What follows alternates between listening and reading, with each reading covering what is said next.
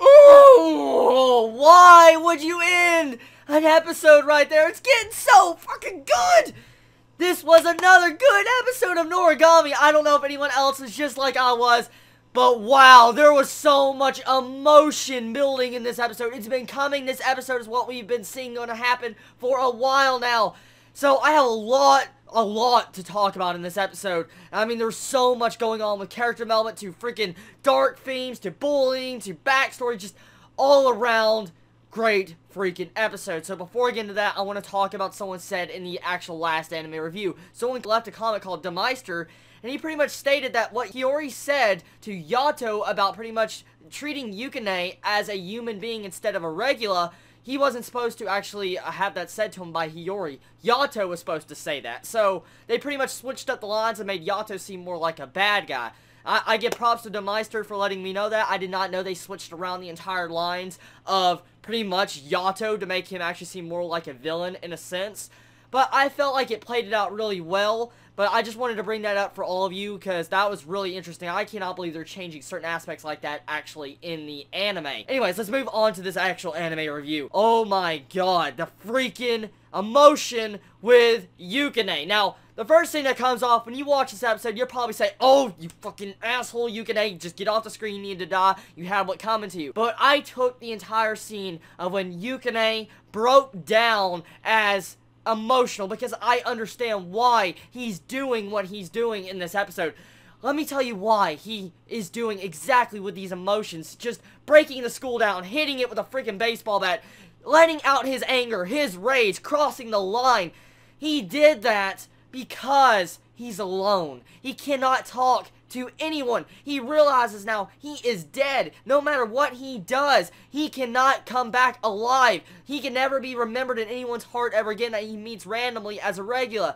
He is strictly, from now on, he is dead. That is the major development with his character we found out in this episode. So spectacular of just the way they portrayed the emotions in his character in the actual voice. When you saw him staring in the mirror and he started crying, I was like, oh, my heart! And when he just starts breaking it down, getting all pissed, I was like, I understand why he's doing that just because of every emotion he's been building up. I mean, I stated this before, but if you were in Yukine's spot, okay, and you've had a terrible past most likely, probably someone's happening, he's probably homeless in the past or something, they haven't explained the backstory to him, but he's had a terrible past, and he's just probably always been alone, probably in the same spot that Manibu was actually in this episode, the bullying type segment, where we get to see what Yato is doing with his side job. I felt like Yukine was more like this kid that was in the past, and he probably succumbed to bullying and died, and also his parents most likely died in the process with him. I don't know, but I felt like the emotions that were building in this were just so beautiful. The way they managed to portray them in this episode. I mean, a lot of people hate Yukine, and I could see exactly why. The emotions they really showed in his character really were well done, and I think they did a good job. They couldn't have done that scene, I don't think, any better.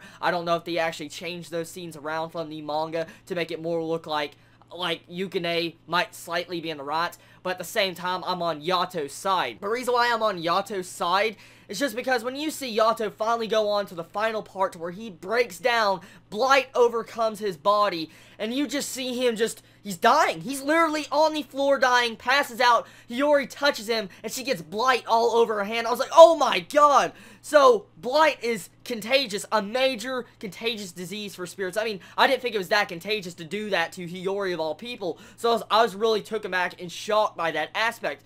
And so, when the actual playing of emotions, when you see Hiyori having a flashback, and Yato tells her go to Kofuku to pretty much get help, that was a well-played flashback that got the emotions. I'm like, go Hiyori, go, go, save Yato! I was just getting so into it. Good job. Good fucking job, Bones. You did a good job of this adaptation, I think, of this episode. I don't know if it's following the anime correctly, but this was a good episode, a really good episode, especially with the other moments in this episode. Not just the entire ending segment, the bullying segment in the Kofuku moment. Okay, Bishamon and Kofuku. Damn! Yeah, there's one thing you need to learn in anime. Never, ever underestimate, ever, a cute little character that is always happy-go-lucky, because the A will turn around, be yandere, and probably kill you.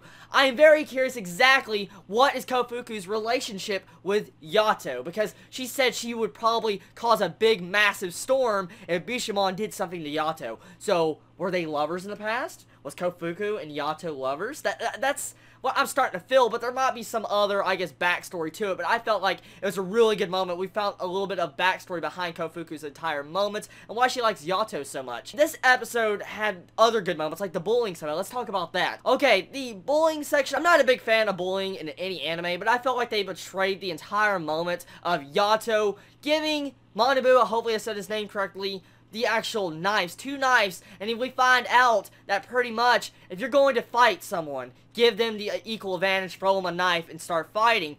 Yato did a nice thing, but when you saw the line come up, right when he was actually probably going over to the tip of the spear, going over across the line to kill someone, we see him remember Yato's last line, if you want to lose your humanity, that is. Wow. Powerful line. That was a really powerful line Yato said with the emotions in it. Well, this entire episode is good. A very intense episode. One of the best actual plot lines, I think, of this anime season. It has the most in-depth plot line that makes you think every freaking episode, with the actual real-world events, sometimes like with the bullying, and Yukine with his actual realistic personality. I feel like this anime portrays a lot of good elements to anime, how it should be and how it should stack up. So, really, Noragami, great freaking episode. I cannot wait for the next episode because there's just so much good things in this.